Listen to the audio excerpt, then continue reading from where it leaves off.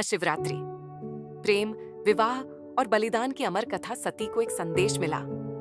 प्रेम ने क्रोध पर विजय पा ली थी। उनके पिता दक्ष अब शिव से विवाह के लिए सहमत हो चुके थे। फिर जो उत्सव हुआ वह अलौकिक था। देवताओं, ऋषियों, गंधर्वों और अप्सराओं को आमंत्रित किया गया। ब्रह्मा जी ने स्वयं विवाह की विधियों की अगुवाई की। 7 फेरों और 7 वचनों के साथ अग्नि को साक्षी मानकर यह दिव्य विवाह संपन्न हुआ। उस दिन फाल्गुन महीने की अमावस्या की वह रात आज भी महाशिवरात्रि के रूप में मनाई जाती है, शिव और शक्ति के इस पावन मिलन की स्मृति में। विवाह के पश्चात शिव ने अपनी नवविवाहित पत्नी सती को बाहों में भर लिया और उन्हें अपने हिमालय स्थित धाम की ओर ले चले। ब्रह्मा जी ने जब उन्हें विदा करते देखा तो उनके चेहरे पर संतोष था।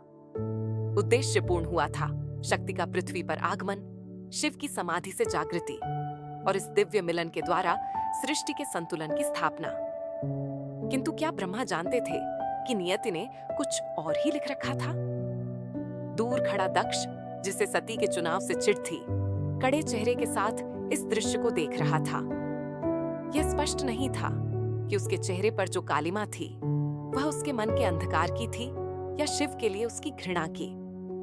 शिव का गृहस्थ रूप विवाह के बाद शिव ने गृहस्थ जीवन को उतनी ही सहजता से अपनाया जितना कोई पेंगुइन पानी में उतरता है। तपस्वी योगी अब समर्पित गृहस्थ बन गए। ब्रह्मांड के अधिपति का संपूर्ण ब्रह्मांड अब सती की मुस्कान और उनके आलिंगन में समाहित हो गया। सती को भी वह सब कुछ मिल गया जिसकी उन्हें लालसा थी, जैसे नदी अंततः सागर से मिल गई हो। उस पवित्र मिलन से संपूर्ण सृष्टि में समृद्धि और संतुलन का विस्तार हुआ। शिव ने सती को अपने ध्यान और आंतरिक ब्रह्म ज्ञान की रहस्यमयी बातें सिखाईं। साथ मिलकर वे अपने भीतर के ब्रह्मांड की यात्रा पर निकल पड़े। एक तन, एक मन, एक आत्मा। द ग्रैंड यज्ञ, एक अपमान की शुरुआत। एक दिन सती ने कुछ ऋषियों को उत्साह से जाते देखा। जिज्ञासा से उन्होंने पूछा तो पता चला कि ब्रह्मांड का सबसे भव्य यज्ञ आयोजित किया गया है और वह यज्ञ उनके पिता दक्ष द्वारा हो रहा है।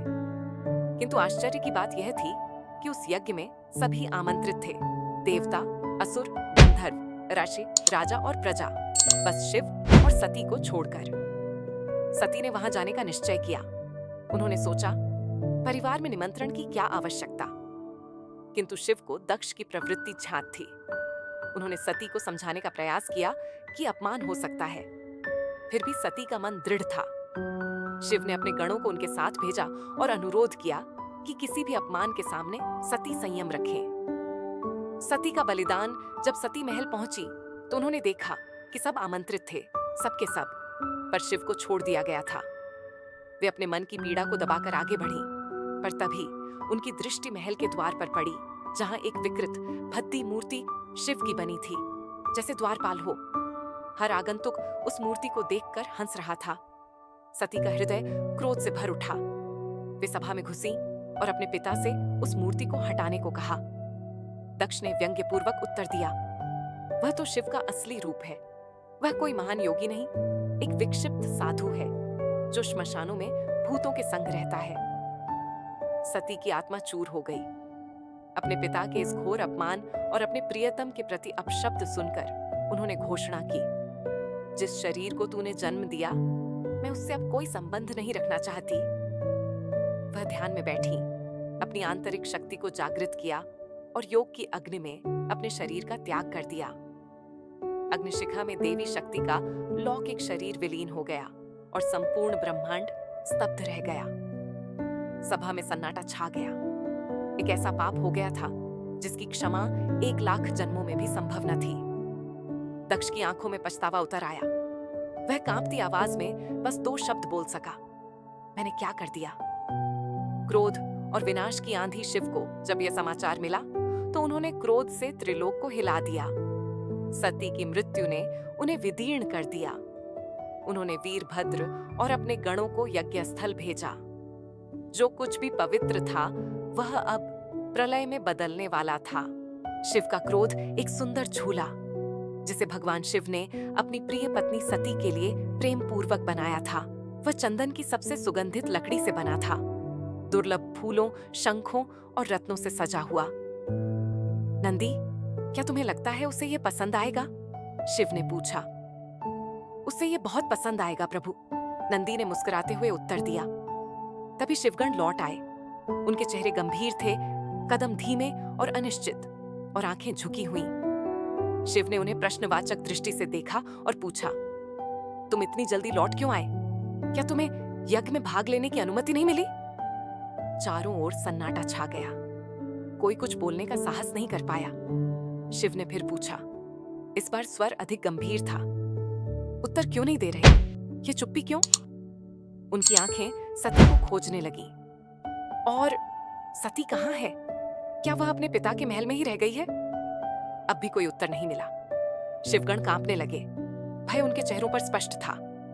अब शिव को अनिष्ट की आशंका होने लगी थी। उन्होंने अपने एक शिवगण आजंत्रिक की ओर देखा और गर्जना की। उत्तर दो आजंत्रिक, सती कहाँ है? आजंत्रिक की आंखों में आंसू भर आए, लेकिन वह बोल ना सका। उसके होंठ कांपते रहे, सिर झुका रहा। वह अपने प्रभु की आंखों में नहीं देख सका। क्रोधित होकर शिव ने अपना हाथ आजंत्रिक के सिर पर रखा और समाधि में चले गए। उनकी आंखें दूध सी सफेद हो गईं और उन्होंने सब कुछ देख लिया। यज्ञ का दृश्य, द्वार पर रखी घृणित मूर्ति, सती का क्रोध, दक्ष का अपमानजनक व्यवहार और अंततः सती का आत्म बलिदान। शिव का शरीर अनकंट्रोलेबली कांपने लगा।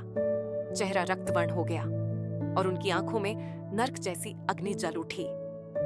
एक भीषण क्रंदन उनके होंठों से निकला, इतना भयानक कि धरती और स्वर्ग दोनों कांप उठे। उस चीत्कार की गूंज संपूर्ण ब्रह्मांड में फैल गई, जिससे ब्रह्मालोक में ब्रह्मा और वैकुंठ में विष्णु भी चौंक गए। शिव ने दुख में अपने जटाओं को नोच डाला। जैसे जैसे हर जटा भूमि पर गिरती गई, दो भयंकर योद्धा उत्पन्न हुए, वीरभद्र और भद्रकाली। शिव ने उन्हें आदेश दिया, जाओ यज्ञ में और दक्ष व अन्य अतिथियों को ऐसा सबक सिखाओ जो सृष्टि सदा याद रखे। शिव का प्रतिशोध यज्ञ स्थल पर भय व्याप्त था। अतिथि कांप रहे थे, क्योंकि उन्हें पता था कि शिव का कहर किसी भी क्षण टूट पड़ेगा। कुछ लोग यज्ञ भूमि से भागने लगे, जबकि कुछ वीर मृत्यु का सामना करने को तैयार खड़े थे। दक्ष के साथ राजकीय सेना भी सशस्त्र खड़ी थी, उस आसन्न प्रलय से रक्षा की अंतिम आशा लिए। तभी आकाश में एक गूंजता हुआ गहरा और भयावह नरसिंघा बजा। उसकी आवाज ने सभी के रोंगटे खड़े कर दिए। दशों दिशा थर्रा उठी और तभी वीरभद्र क्षितिज पर प्रकट हुआ। अपने साथ एक राक्षसी सेना लेकर आया था। उनके साथ चल रहे थे राक्षस, बेताल, पिशाच, नाग, पाताल लोक के सबसे भयावह जीव। भद्रकाली भी उसके साथ थी, महाकाली का भयानक स्वरूप। वीरभद्र ने एक संकेत में अपनी सेना को हमला करने का आदेश दिया। उन जीवों ने राजसी सेना को मिट्टी के खिलौनों की तरह रौंद डाला। देवताओं ने अपने दिव्य अस्त्रों से रक्षा करने की कोशिश की, लेकिन शिव की सेना की क्रूरता के आगे टिक न सके। दक्ष ने अवसर पाकर भागने की कोशिश की, लेकिन वीरभद्र की वज्रगति से बच न सका। एक ही त्रिशूल प्रहार में वीरभद्र ने दक्ष का सिर धड़ से अलग कर दिया। एक त्वरित और भयावह अंत। शिव का शोक जब युद्ध की विभीषिका समाप्त हुई, शिव यज्ञ स्थल में शवों के बीच सती को खोजने लगे। अंततः वे यज्ञ की वेदी के पास पहुंचे, जहां सती की जली हुई देह दिव्य शांति में लेटी थी। शिव ने उसे अपने सीने से लगा लिया। उनके हृदय से असहनीय करुणा फूट पड़ी। उनकी आंखें अब आंसुओं से नहीं, बल्कि ज्वालामुखी जैसे मौन से भरी थीं। वह खामोश खड़े रहे। उनके भीतर की आग समुद्र की लहरों से भी अधिक उग्र थी। दूर खड़े शिवगण असहाय खड़े इस दुखद दृश्य को देख रहे थे। शिव सती के मृत शरीर को सीने से लगाकर चल पड़े। वे भटकते रहे, नगरों से, मरुस्थलों से, वनों से होते हुए हिमालय की ऊंचाइयों तक। उनकी पीठ पीछे उनके शिवगण छाया बनकर। वे उन्हें समझाने की कोशिश करते रहे, मंत्रों से, शब्दों से, पर कोई उपाय काम न आया। अंततः ब्रह्मा ने विष्णु से विनती की। विष्णु ने अपने सुदर्शन चक्र से सती के शरीर को 51 भागों में विभाजित किया। ये 51 अंग धरती पर जहां जहां गिरे, वहां 51 शक्तिपीठों की स्थापना हुई। जब अंतिम अंग गिरा, तभी शिव अपने उन्माद से बाहर आए। वे गंगा के किनारे जाकर शांत बैठे।